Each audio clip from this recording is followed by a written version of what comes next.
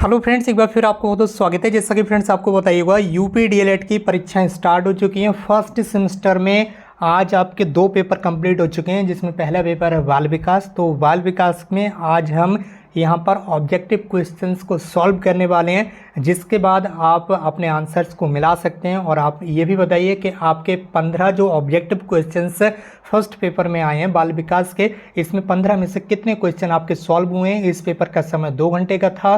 50 नंबरों का ये टोटल पेपर था, जिसमें 15 सवाल आपके ऑब्जेक्टिव थे।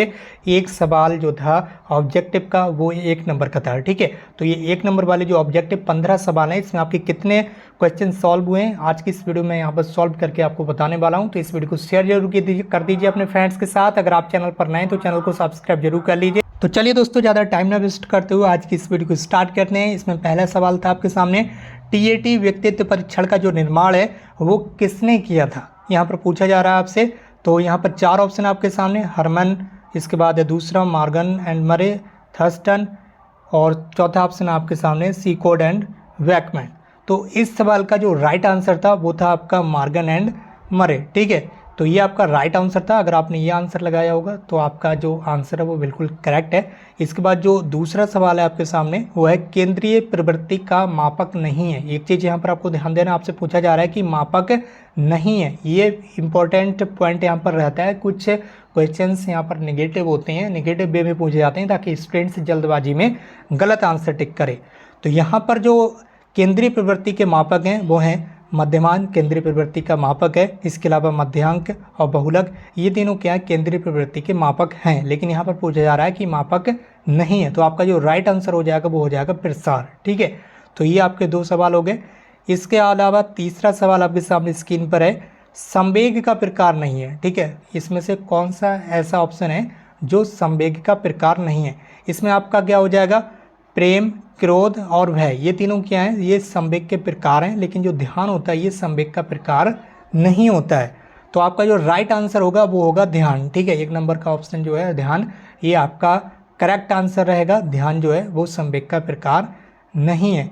इसके बाद जो चौथा सवाल है वो आपके सामने स्क्रीन पर आ चुका है, और इसमें आपसे पूछा जा रहा है, कोहलर ने अपने सीखने के सिद्धांत का प्रतिपादन किसके ऊपर प्रयोग करते हुए किया था। ये कोहलर से रिलेटेड है, कोहलर महोदय जी से। और ये जो सवाल है ये वेरी वेरी इंपॉर्टेंट है। ये यूपी टेट से लेकर सीटेट तक की परीक्षाओं में आपसे पूछा जाता है। तो इस सवाल को आप हमेशा ध्यान रखें। कोहलर महोदय से रिलेटेड ये सवाल है, और इन्होंने अपना प्रयोग किसके ऊपर किया था, ये चीज़ आपसे पूछी जा रही है। तो इनका जो प्रयोग था वो वनमानुष पर था, कुत्ते पर था, मनुष्य पर था, या फिर बिल्ली पर था। तो कोहलर जी का जो प्रयोग था वो था वनमानुष पर। ठीक है, तो यहाँ पर आपका जो राइट आंसर होगा वो होगा वनमानुष पर इन्होंने अपना प्रयोग किया था। इसके बाद 5वां सवाल आपके सामने स्क्रीन पर है, स्मृति का अंग नहीं है। एक बार फिर वही चीज़ आपसे यहाँ पर दोहराई जा रही है कि यहाँ पर नेगेटिव क्वेश्चंस आपसे पूछे गए हैं ज़्यादातर, ताकि स्टूडेंट्स कंफ्यूज हों। तो स्मृति का जो अंग है वो चीज़ यहाँ पर पूछी जा रही है। तो इसमें क्या होता है, सीखना, धारण और पहचान, ये तीनों क्या है, ये स्मृति के अंग हैं। तो ये तो आपके आंसर होंगे नहीं। इसमें नहीं पूछा जा रहा है कि ऐसा कौन सा ऑप्शन है जो स्मृति का अंग नहीं है। तो जो चिंतन होता है वो स्मृति का अंग नहीं है। तो आपका जो राइट आंसर होगा वो होगा चिंतन स्मृति का अंग नहीं है। ठीक है, तो जो थर्ड वाला ऑप्शन है ये बिल्कुल करेक्ट आंसर है। इसके बाद अगला सवाल है आपके सामने, आपके टोटल कितने सवाल सही हुए हैं ये भी कमेंट बॉक्स में ज़रूर बताइए। और अगले वीडियो में आपको वेरी शॉर्ट आंसर टाइप के जो क्वेश्चन हैं उन्हें भी सॉल्व करके बताया जाएगा। पहले आप इस वाली वीडियो को देख लीजिए। छठा सवाल है, कल्पना की सामग्री स्मृतियाँ हैं। कल्पना की जो सामग्री है वही स्मृतियाँ, ये कथन है।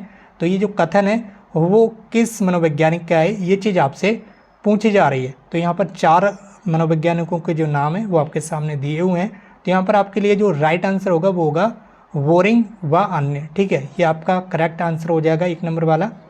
इसके बाद अगला सवाल आपके सामने स्क्रीन पर आ चुका है, 7 नंबर का। आपसे पूछा जा रहा है, किसी परिस्थिति में प्राप्त ज्ञान और प्रशिक्षण का अन्य दूसरी परिस्थिति में जब उपयोग किया जाता है तो उसे क्या कहा जाता है। ठीक है, तो यहाँ पर आपके सामने 4 ऑप्शन दिए हुए हैं, सीखने का वाक्य, सीखने की प्रेरणा, सीखने की रुचि, चौथा ऑप्शन है सीखने का स्थानांतरण। तो आपके लिए जो राइट आंसर होगा इस सवाल का, जो सही करेक्ट आंसर होगा वो आपका 4 नंबर वाला हो जाएगा, सीखने का स्थानांतरण। एक स्थिति में प्राप्त जो ज्ञान है, ठीक है, या जो प्रशिक्षण है, इस चीज़ को जब दूसरी परिस्थिति में हम उपयोग करते हैं तो इसे बोलते हैं सीखने का स्थानांतरण।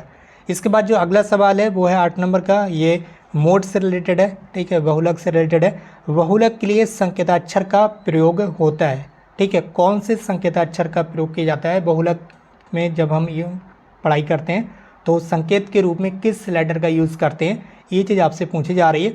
तो इसके में 4 ऑप्शन आपके सामने दिए हुए हैं, बाई, एम, जेड और एस, ठीक है। तो इसमें 2 जो लेटर होते हैं वो यूज़ किए जाते हैं, पहला ये होता है एमओ और दूसरा होता है आपका जेड, ठीक है।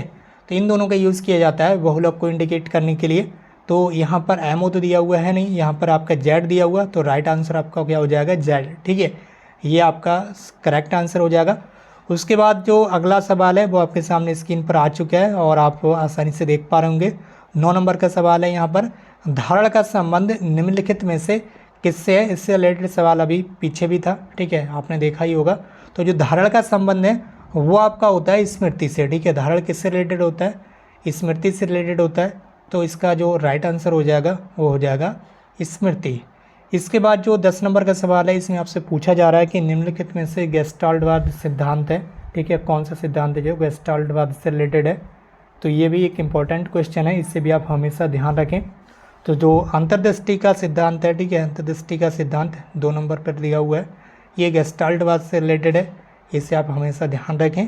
और ये भी इम्पोर्टेंट क्वेश्चन है आपके लिए, जो कि टैट और सीटैट जैसी परीक्षाओं में भी काफ़ी पूछा जाता है। उसके बाद अगला सवाल है आपके सामने 11 नंबर का, प्रेरणा का तात्पर्य है सजीव प्रयास। यहाँ पर ये कथन दिया हुआ है और ये पूछा जा रहा है कि किस मनोवैज्ञानिक का कथन है कि प्रेरणा का तात्पर्य है सजीव प्रयास, ठीक है, प्रेरणा का तात्पर्य क्या है? सजीव प्रयास। ये एक कथन है दिया हुआ और ये पूछा जा रहा है आपसे कि ये किस मनोवैज्ञानिक का कथन है। तो आपके सामने 4 मनोवैज्ञानिकों के नेम दिए हुए हैं। इसमें जो आपका जो राइट आंसर होगा, जो करेक्ट होगा, वो होगा 3rd वाला एब्रिल, इनका ये कथन है।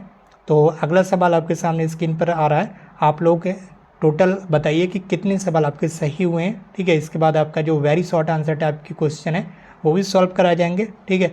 अभी आप इस वीडियो को देखिए और इस वीडियो को शेयर भी कीजिए अपने फ्रेंड्स के साथ। अगला सवाल है, सामान्यीकरण सिद्धांत के प्रतिपादक कौन है, ठीक है। जो सामान्यीकरण सिद्धांत हैं उसके प्रतिपादक कौन है, ये आपसे पूछा जा रहा है। जो अभ्यर्थी, जो स्टूडेंट्स अच्छे से पढ़ाई किए होंगे उन्हें इस बारे में जानकारी होगी। यहाँ पर जो राइट आंसर होगा वो आपका CHZ, ठीक है। ये यहाँ पर थोड़ा अजीब सा क्वेश्चन आया था, यानी कि हटकर थोड़ा क्वेश्चन आया था। तो यहाँ पर जो राइट आंसर, सही करेक्ट आंसर होगा वो है आपका CHZ, ये आपका राइट आंसर है। अगला नंबर क्वेश्चन आपको देख सकते होंगे, रोडसा स्याही धब्बा परीक्षण जो है इसमें कुल कितने कार्ड हैं? कार्डों की संख्या यहाँ पर पूछी जा रही है। नॉर्मल क्वेश्चन है, ज़्यादा हार्ड नहीं है ये। तो इसमें पूछा जा रहा है कि रोडसा स्याही धब्बा जो परीक्षण होता है उसमें कुल कितने कार्ड हैं, उनकी संख्या यहाँ पर पूछी जा रही है। तो यहाँ पर आपका राइट आंसर होगा 10 कार्ड होते हैं इस परीक्षण में। उसके बाद जो आपका 14 नंबर का सवाल है, व्यक्तित्व परीक्षण की आत्मनिष्ठ विधि पूछी जा रही है। जो व्यक्तित्व परीक्षण होता है उसकी जो आत्मनिष्ठ विधि है वो इनमें से कौन सी है, ठीक है। तो व्यक्तित्व परीक्षण की जो आत्मनिष्ठ विधि है वो होती है आपकी जीवन इतिहास की जो विधि यहाँ पर दी हुई है, ये व्यक्तित्व परीक्षण की आत्मनिष्ठ विधि है, इसे भी आप हमेशा याद रखें। उसके बाद जो अंतिम और 15 नंबर का जो क्वेश्चन है, ऑब्जेक्टिव क्वेश्चन 15 नंबर के आपके सॉल्व करा गए हैं इस वीडियो में। आप लोगों को कितने मार्क्स से कितने क्वेश्चन सही हुए हैं 15 में से कमेंट बॉक्स में एक बार ज़रूर बताइएगा।